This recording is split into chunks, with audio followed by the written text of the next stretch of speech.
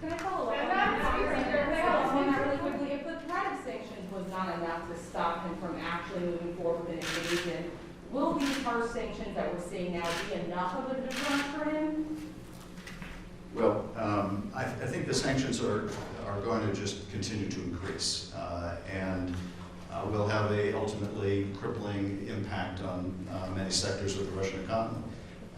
We have to make sure that those costs continue and that the Russian people see the costs of their dictators' aggression. And we also need to continue, and this is the other thing I think the administration has done very importantly, and that is we need to continue to support Ukraine's ability to defend itself. And we have provided substantial military support. That support is going to continue. I think the British Foreign Secretary indicated that Britain intends to also provide that kind of support. I think she's made that public. And so we have to do everything possible to help the Ukrainians defend themselves, but also raise the costs on Putin for this kind of aggression. And I think that this is exactly the right approach. But I meant to just say that you haven't seen the depth of these sanctions yet. Putin is probably the richest man in the world. He has these palatial residences that's really what got people in trouble in Russia, because they showed the arrogance and the wealth with which he lived. So it's about, what is this about?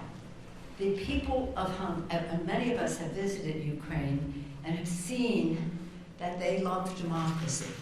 They do not want to live under Vladimir Putin.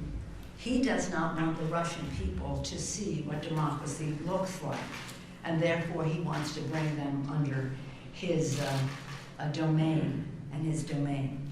So when he and his oligarchs, and it's all about money, follow the money in this, and that's what the sanctions are about. Follow the money. When they see how they're going to be undermined, how these visas will work, about how they can travel and have residences in every opulent place in the world. The Russian people have to see how they have been exploited by their own government. When I was in the panel with the defense minister, another woman from Germany, she was talking about, in the context of what Barbara talked about misinformation. People have to know the truth. They have to know the truth. And part of what Putin is the master of, KGB, KGB, KGB, KGB, for his life, his orientation, is misrepresentation. And he's effective at that unless we inoculate against it, unless we make the case against it so that the Russian people know the truth, that the surrounding areas know the truth. So it is, when we talk about the president, he's doing the sanctions.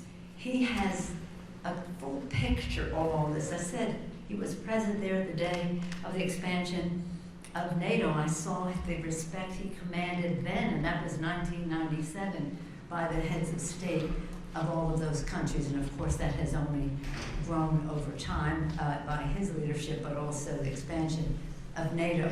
I think we're very well served. Respect his judgment. And again, it's not just about when you do the sanctions or how you support the people. It's about how the world views what Putin is doing. This is a very evil move on the part of Vladimir Putin.